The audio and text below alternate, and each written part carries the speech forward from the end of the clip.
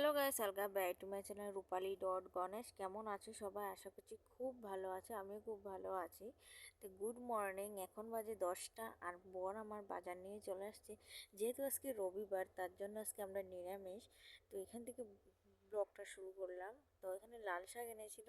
তো লাল শাকটা আমি কাটছিলাম ঝটপট করে। যেহেতু এখানে রান্নাটা আমি বসিয়ে দিতে লাগবে, যেহেতু আমি রান্না করে তাদেরকে খাওয়াতে লাগবে। তো 11টা বেজে গিয়েছে কাটাকুটি করতে করতে।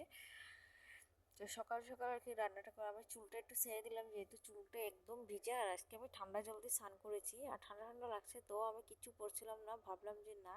আর এগুলো কাজ করতে করতে না গ্যাস আমার এত গরম লাগছিল যে বলে বুঝাতে পারবো না। প্রায় 2টার ভিতরে আমি তাদেরকে স্নান টান করে খাওয়া দাওয়া, দুটা দুটো 10-15 ভিতরে তারা দুজনকে খাওয়া দাওয়া কমপ্লিট করে নিয়েছিলাম। তো এখানে হলো সকালের ভাত খাওয়ার জন্য আগে আমি ভাবছিলাম যে সকালের ভিতরে যদি তাদেরকে একটা কিছু খাওয়াতে পারি, তো এইটাই হলো ভালো হবে। আর সকালে আসলে আমার রান্না করতে আজকে দেরি হয়ে গিয়েছিল, কারণটা হলো বাজার একদম ছিল না ঘরে। তো বাজারটা আমরা তো একদিন দুদিন পর পর আনতে হয়, তো সেটা আনতে গিয়েছে। আর রবিবার বলে একটু নিরামিষ বাজার টাজার করতে লাগে, দুদিন 3 দিন জায়গা মিডিলে আবার বাজার করতে লাগে আমাদের। কারণ আমি বেশি বাজার করে রাখতে পারি না, কারণ হলো ইঁদুর আছে, প্রচুর ইঁদুর, প্রচুর প্রচুর ইঁদুর। আর এই বড় বড় ইঁদুর আমার কত মুরগি খেয়েছে। তো যাই হোক, তোমার সাথে কথা বলতে বলতে আমি এই যে শাক, 2 রকমের শাক কেটে এখানে ভাত হয়ে গিয়েছে। ভাতটা মার ঝরাবো, মার না ঝরালে তো হবে না। তো আমি ডেস্কিতে ভাত রান্না করি, তোমরা সবাই দেখেছো।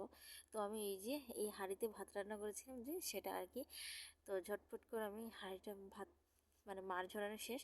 আর এদিকে আমি শাক পাতা ধুয়ে নিয়েছি, লাল শাক আর একটু শাক আছে, কি জানি এই শাকটার নাম ভুলে গেছে। ওলকপির যে শাকটা আছে, ওলকপির শাক। তারপরে শাকটা আমি বসিয়ে দিলাম ঝটপট করে, এখানে শুকনো মরিচ আর কি ফোড়ন দিয়ে। তারপরে এই যে শাকটারে বসিয়ে, তারপর মোটামুটি শাকটা বেশি সময় লাগবে না, হয়ে যাবে। তারপর এখানে আমি এই যে মিষ্টি কুমড়ো ভাজি বসিয়ে দিলাম। মিষ্টি কুমড়ো ভাজি বসিয়ে দিলাম কারণ মিষ্টি কুমড়োটা ভাজি বসিয়ে দিলে তাড়াতাড়ি হয়ে যাবে। তো তারপর আমি এখানে পনিরটারে ভেজে নিচ্ছিলাম। আমি তাড়াতাড়ি করে রান্না করছিলাম, যে ভাবলাম যে রান্নাটা আমার মাস্ট এখানে। আর মিডিলে শাক ভাজি করে আমি ভাতটা দিয়ে দিয়েছিলাম, তোমার সাথে শেয়ার করতে পারলাম না। তারপর আলু আর সয়াবিন ভাজি করলাম না। তারপর এখানে সব কিছু ভাজা ভুজা করার পরে এই যে এই পনির তরকারিটা রান্না করার জন্য যেগুলা নর্মাল মশলা, হলুদ মরিচ জিরা লবণ এইগুলা দিয়ে দিলাম। তারপরে এই যে ভালো করে একটু করে কাঁচা লঙ্কা দিয়ে টমেটো দিয়ে, তারপরে একটু ভাবলাম যে ঝোল দিয়ে দিব। এখানে আদা একটু মানে আদাটা একটু কুটিয়েছিলাম, মানে কুটি কি বলে, কুড়ানি কুড়ানি ছিল, কুড়ানি দিয়ে কুড়িয়ে তারপর এখানে একটু এই যে লাড়াচাড়া দিয়ে জল দিয়ে দিলাম পরিমাণ মতো। তারপর পনির দিয়ে দিব। আমি এখানে 2 টুকরা পনির রেখেছিলাম খাওয়ার জন্য। তারপর এদিকে এসে পড়েছি তরকারি বসিয়ে আমি কাপড় ধুতে। আর মিডিলে মিডিলে যে কাজগুলো করি না, তখন বাজে প্রায় 1:45টার মতন। আমি কাপড় ধুচ্ছিলাম আর দিয়ার এই জামাটা আমার তার দিয়ে দিয়েছিল, তো সেটা আর কি নষ্ট করে কি কি কি কালকে দাগ ফালিয়ে দিয়েছিল।